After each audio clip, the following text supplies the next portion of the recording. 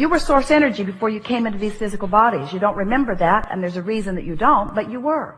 You were source energy before you came into these physical bodies, and now you are an extension of that source energy.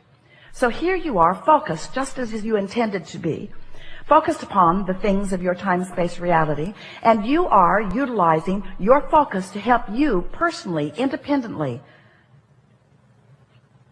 identify your preferences. Sometimes you don't really grasp that.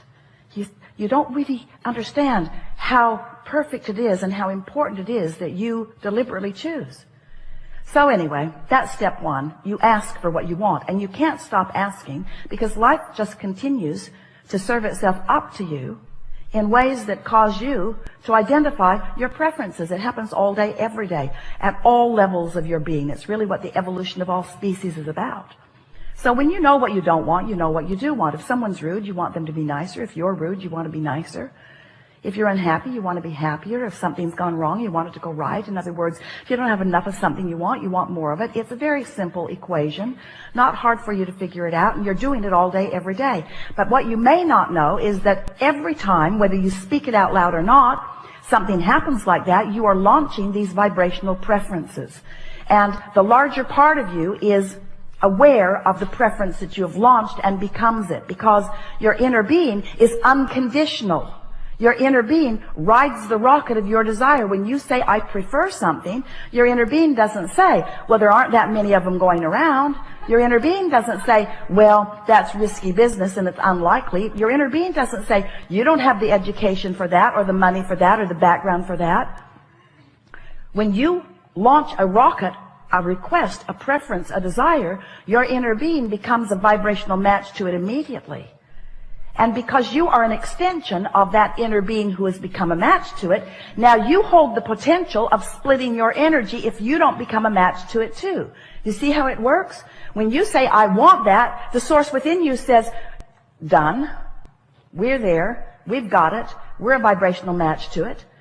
Because everything that manifests is first a vibrational frequency. And the source within you will give you this, can more easily match your desires because in the energy stream, it is immediate. In your manifestational world, you've got some bugs to work out of your vibrational frequency. Source doesn't have to work those bugs out because Source already believes in you. Source already knows your value. Source already knows your worthiness.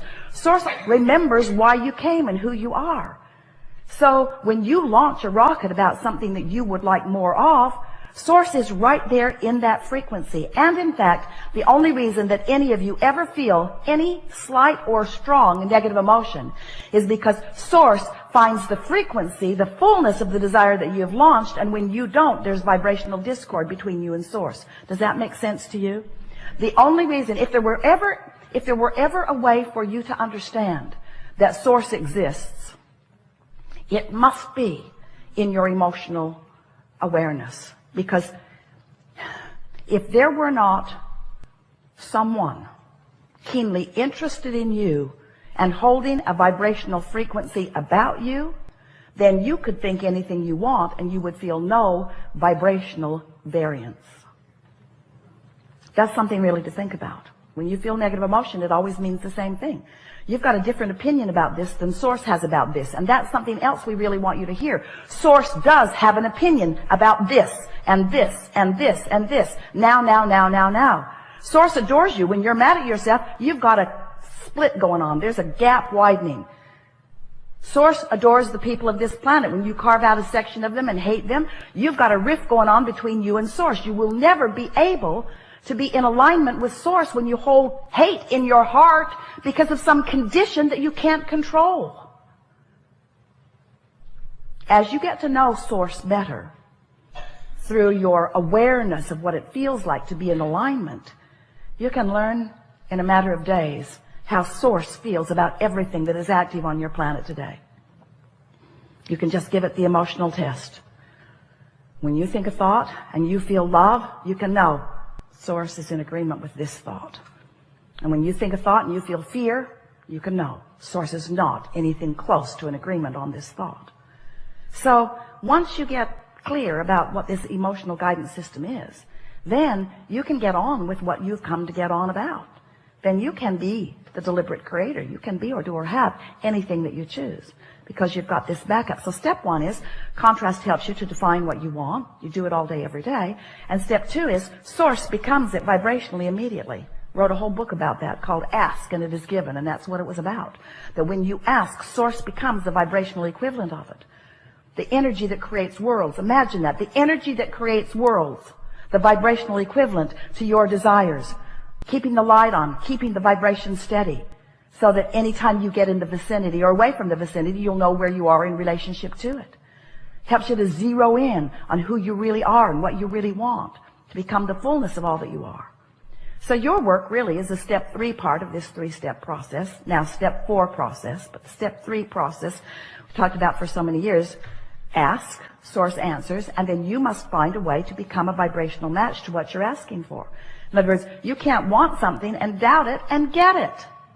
You can't want something and be mad that you don't have it and get it. You can't want something and be impatient about it.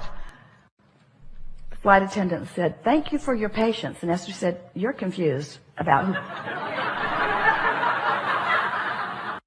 You must be talking about the previous flight because no patience happening here. You can tell by the way you feel whether you are in alignment or whether you are not. So we are eager to talk with you about anything that matters to you. We're going to help you to find some ways, if you want them, to line up easily with who you are and what you want. In some ways, some of the things that we will suggest today, you will stubbornly protest against a little bit because it's just going to seem too simple. And some of the things that we're going to say to you and promises that we're going to make to you, you may even doubt a little bit because they're just words that sort of kind of make sense and maybe you feel resonance with them, but you haven't had the manifestational evidence in your life yet about it.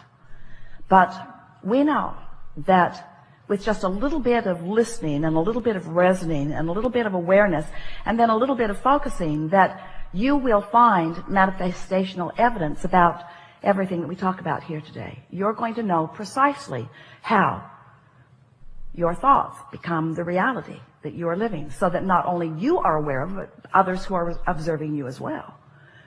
So as we've been talking to you about launching these rockets of desires, we also wrote a book about where they go. We called it The Vortex. It's this vibrational reality. It's this vibrational reality that you cannot yet see or hear or smell or taste or touch. You can feel it emotionally. Well, that's just annoying to people. We spend a lot of time trying to talk you into getting into the vortex where everything you want is. And you were very nice to us. No one ever got up and left the room. Well, just that one guy. But you were interested about the vortex, but you began saying things like, okay, so my fortune's in the vortex, Abraham. I want it to come out of the vortex and into my bank. Because it's nice knowing that I've created realities that I can't see yet, or that others can't see, but really, how long can this go on? How long do you think you can keep me hopeful about things that aren't tangible? And we say, it was never your intention to come and live without the tangibility. You are in a time-space reality where you can measure your existence through your manifestations.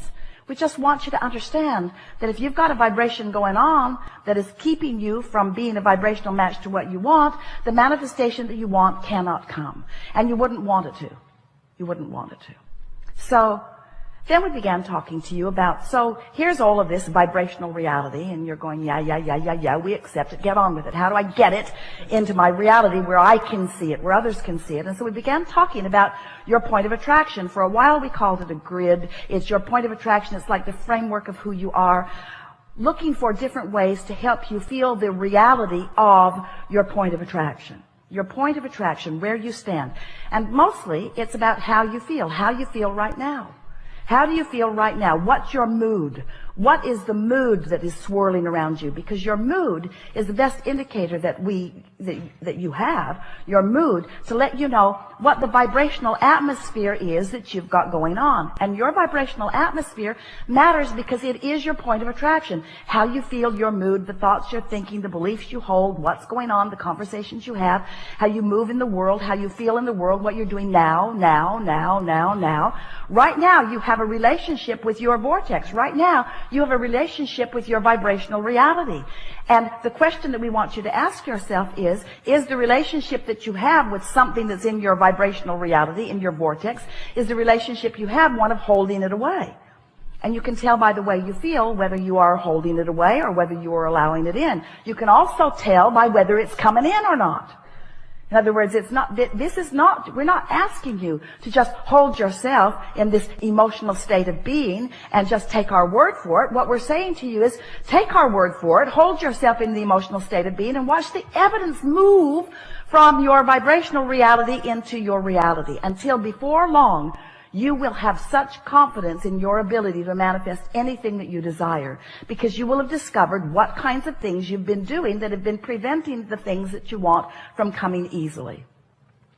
And we can tell you in a very succinct, nutshell kind of a sentence what it mostly is. Your observation of the conditions that exist now are the reason that you keep repeating a pattern that holds away the things you want. It really is that simple. You got to change the way you look at things. You got to reorient yourself. You've got to become more vibrational interfacing. You have to trust the way you feel. You have to accept that you have guidance. You have to accept that your guidance is always leading you toward what you want.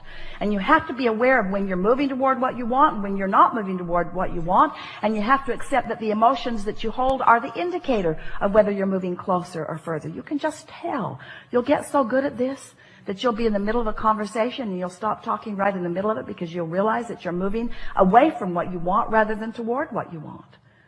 So often, in your quest to make someone else understand what you mean, who's in a different vibrational frequency and is not hearing what you mean, in your attempt to get them to hear what you mean, you are responding to the condition of them not hearing.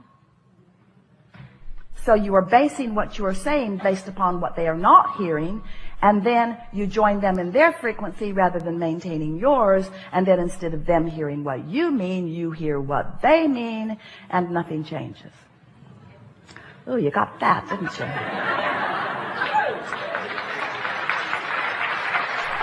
So, let's just start talking about some stuff that's important to you, and let's make everything that we said just now more tangible for you. We want you to feel your thoughts becoming manifested. We want you to feel the movement of the vibration into awareness, into emotion, and then into see it, hear it, smell it, taste it, touch it, tangible, manifested stuff, just like you intended. You're not here just to accumulate stuff, but you are here as a masterful creator. You're here to mold the energy. And how your life is playing out is evidence of how you're doing.